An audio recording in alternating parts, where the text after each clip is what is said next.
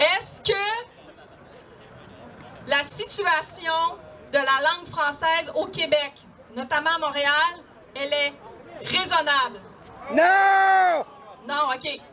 Alors, est-ce qu'une réforme dite par le premier ministre raisonnable est raisonnable? Non! Alors, c'est ça, c'est complètement inacceptable. Nous, on est ici conjointement, les deux organisations, parce que nous voulons nous faire entendre, parce que c'est pas vrai qu'on va laisser les prochaines générations à continuer à parler du français, à travailler pour sa pérennité, parce que là, on fait juste colmater quelques petits trous. Alors, on a mis quelqu'un au monde. On devrait peut-être... Donc, en 1988, dans Ford contre Québec, les 9 juges de la Cour suprême, 6 Canadiens et 3 traîtres, sont venus nous cracher que nous, les Québécois, on n'avait pas le pouvoir de faire nos propres lois. Puis, ils sont gentiment venus nous remettre à notre place et l'ont modifié pour nous. Cette décision, qui a fait de jurisprudence exceptionnelle, c'était au sujet de la Charte de la langue française. Puis c'est elle qui est venue complètement charcuter le projet de Camille Lorrain. Mais même inchangé, celui-ci ne pouvait qu'admettre que la loi 101, c'était juste un outil pour faire flotter un peuple qui avait besoin de l'indépendance pour se sortir de l'eau. Mais aujourd'hui, en 2021, on retente le pari. Cette fois-là, Québécois, pas besoin de s'inquiéter. Simon Jolin Barrette, notre grand nationaliste, va gentiment utiliser la clause dérogatoire pour peut-être essayer de faire appliquer une loi québécoise au peuple québécois sans que Papa Canada se fâche et vienne nous remettre à notre place. Mais dans les faits, on l'a vu, Papa Canada n'a pas vraiment un mot à dire.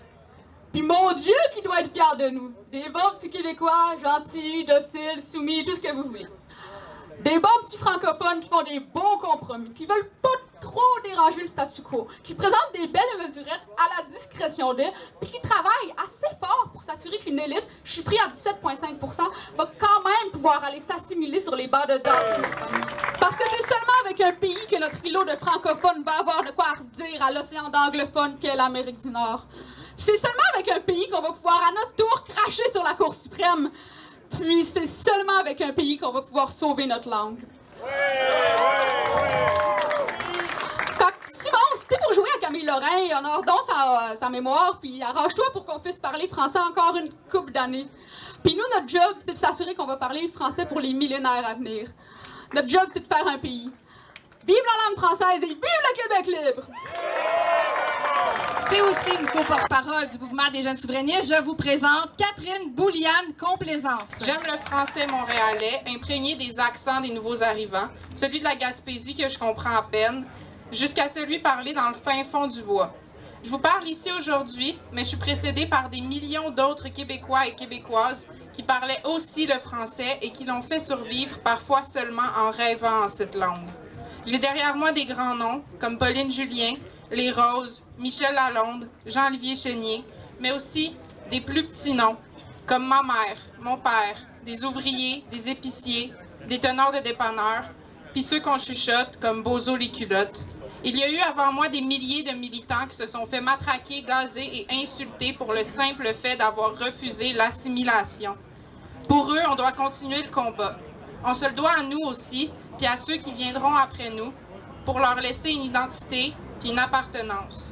Je veux bâtir un Québec indépendant où tous seront égaux et libres, où tous auront les mêmes opportunités et où nous pourrons décider pour nous-mêmes et surtout où tous se diront fièrement Québécoises et Québécois. Je me tiens devant vous du haut de mon petit 19 ans. Je suis jeune, je suis québécoise, je suis en crise, puis je veux que mon peuple ait enfin une vraie chance. Qu'enfin, on puisse être de bons hôtes aux néo-québécois et être de bons colocs aux autochtones, n'ayant plus peur au moindre geste de perdre notre nous-mêmes. Qu'enfin, on puisse être bien solide dans nos bottines et dire, avec un sourire, que le Québec est un pays et qu'on l'a bâti. Alors, sans plus tarder, je vais vous présenter un grand indépendantiste. Il est cinéaste. Son dernier film, qui s'intitule « Le Journal de Bolivie », était en salle l'année dernière. Si vous n'avez pas vu ça, allez-y. Je vous présente une personne que vous avez sûrement devinée, Jules Falardeau. Je me suis jamais considéré comme un très grand orateur, donc je m'en tiens à mon texte, puis ça va être ça. Pour moi, la défense du français au Québec est indissociable de la lutte pour l'indépendance. Dans ce contexte, je vais surtout vous parler de la deuxième. Dans un Québec indépendant, à propos du français, on n'aurait plus une posture défensive comme maintenant, mais une posture d'affirmation. Mieux que ça, ça irait de soi. En fait, je voulais surtout aborder un aspect précis de la lutte pour l'indépendance, le défaitisme. Le défaitisme à outrance dans lequel on essaie de nous cantonner en nous racontant que la conjoncture n'est plus aux indépendances, que le pourcentage d'appui à l'indépendance est bas, que les gens n'y croient plus, que les jeunes voient ça comme un combat dépassé, qu'il faut passer à autre chose. D'aussi loin que je me rappelle, j'ai toujours entendu ce discours. Un discours mis de l'avant par qui, vous pensez? Par nos adversaires. C'est sûr qu'ils vont nous pousser à abandonner avant même d'avoir livré bataille. Je vais vous donner un dernier exemple étranger, l'Écosse. Quand j'étais petit, la seule personne que je voyais publiquement faire la promotion de l'indépendance de l'Écosse, c'était l'acteur Sean Connery. À cette époque, l'option indépendantiste ne dépassait pas 10% d'appui. S'est-il enfermé dans une logique défaitiste? Jamais. Une vingtaine d'années plus tard, l'Écosse votait pour son indépendance à 45%. Une défaite, oui, mais ça leur faisait déjà une belle base pour repartir. Si on avait un peu partout, laisse-moi regarder si c'est laquelle qui est vraiment ma meilleure. Parce que je t'ai envoyé ça à la fin.